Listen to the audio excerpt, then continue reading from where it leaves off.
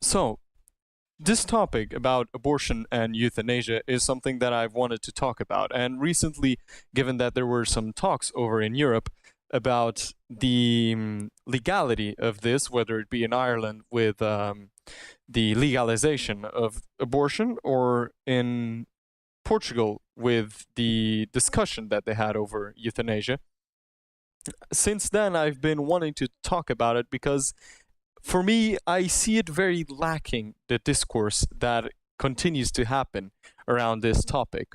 People are always asking themselves, well, is it right for people to not die, or is it right for people to be killed by a doctor? Should the doctor be encumbered with such a thing? What about abortion? Is it a life or is it not a life? You decide. And then they have votes about it.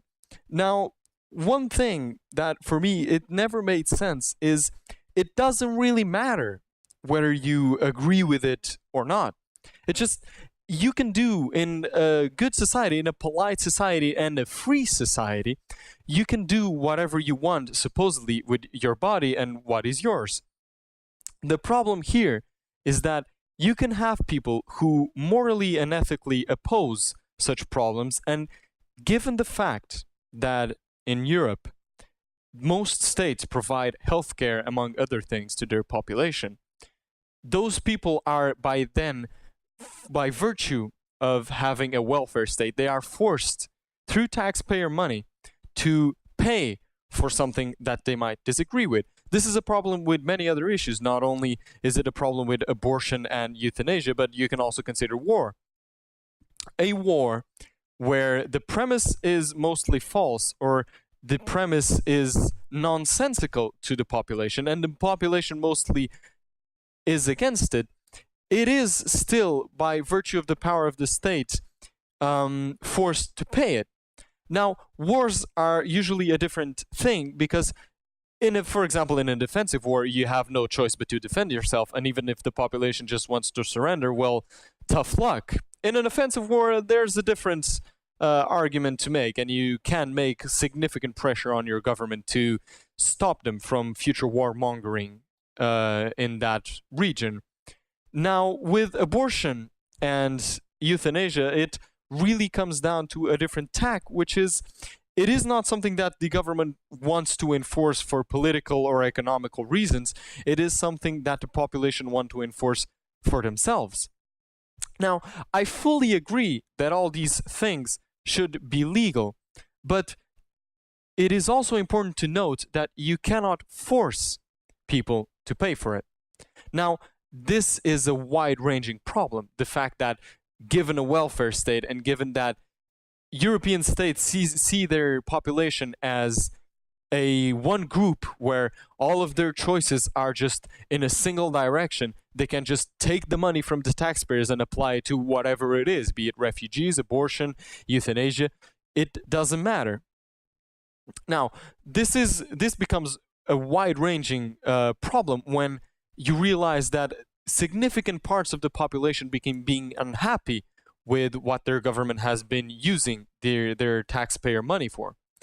And this increases, in general, social alienation. Social alienation, if you have a group inside a country that feels that their country or society is constantly ignoring them, they will begin to feel socially alienated. It becomes more prone for them to join extremist movements. It becomes more prone to them to defend extremist views, to feel like they have nothing to contribute to society, and to just want to check out of society completely. Now, it would be in the best interest of Europe, and you see that Europe is having a lot of instability problems. It mostly stems from the country having, maybe there's, let's say, 60-70% support among the most liberal countries for refugees, which I think is an overestimation. I think right now the support for refugees is in the minority. The problem here then becomes that even if you have 60-70% of the population supporting it, there's still a big chunk of the population that does not agree with it.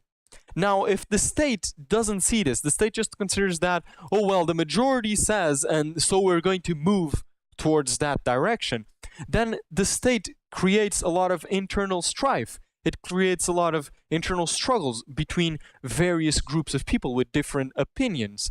Now, the main point here is that as much talk as I see about this issue and about these issues in general, you don't usually see the point of do whatever you want, just don't tax people who oppose it. You just don't see it brought up. And I see on mainstream media, whether it be on the news channel, they're having debates between two politicians, or it's a debate with actual people, not just politicians, people who are actually invited. Some of them are experts, some of them are just regular crowd members, regular people from the population. And nobody seems to bring this tack on. I think Europe in general has a big problem with they view the state as a tool rather than a necessary evil. They see it as something where they can just go like, well, I feel that we should move in a certain way, and I feel that we as a society should do A, B, or C, and they just decide, well, now I'm going to vote towards that, and the state is going to do that. Now, this is fundamentally wrong. Well, one, because the state is very inefficient, and I think over and over with all the scandals that you see popping up constantly, whether it be in the States or in Europe or whatever country it is, the state and the government is always implied in a lot of inefficiencies. Just recently, a lot of European funds were found out to have been misused for, various reasons. And the problem here becomes that, for one, you are putting the task upon someone who is very, very inefficient at doing whatever it does to fix monumental issues. And on the other hand, that someone, which is the government, has the power to force people into compliance. Whether you agree with it or not, you're going to pay it. And that becomes very, very dangerous for a population as a whole when you become having pockets of people who just see them being dictated over. And remember, it doesn't take a majority of people to do much in terms of strife inside a country. It doesn't take many people to do a revolution, for example. You just need people in well-positioned places, and the more and more you keep this on of having the state dictate to people what they are going to fund or what they are not going to fund, the more and more you do this, the more and more you will end up creating those people, and the more likely it is that those people are going to be in good positions of power to command some authority. Now, this, my idea, my general view is just something that promotes maximum cohesion among people with different views and different ideologies. I might have views that people don't agree with, but I don't want them to follow them. I don't want to force them to follow them. And people should, in general, understand this. People should, in general, be understanding to their fellow citizens instead of calling them, you're a bigot, you're just backwards, you're a rube, or anything like that, because that ends up creating a lot of social resentment. And when those people don't see a way out in argument and they are constantly being forced, they will resort either to isolation or to more extreme means. But yeah, it really becomes a problem. The main issue of the problem is that people just don't have this vision.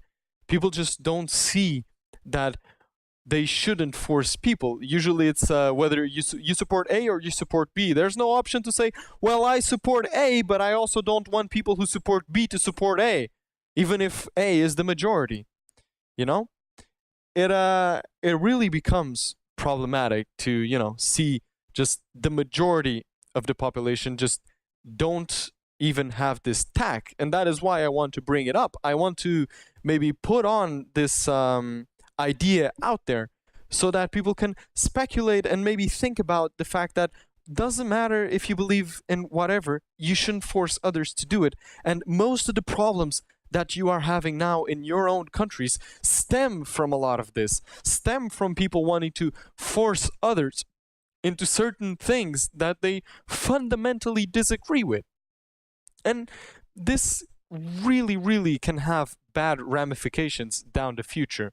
So yeah, think about think about not for the European people. Americans usually have this mindset, but for European people, I think it's important for them to realize that you can believe whatever you want, and when you believe something, go do it yourself. Don't try to force others to fund it through the state. So yeah, that's just my thoughts on this particular issue of the mindset of wanting everything to be fixed by the state. Until next video.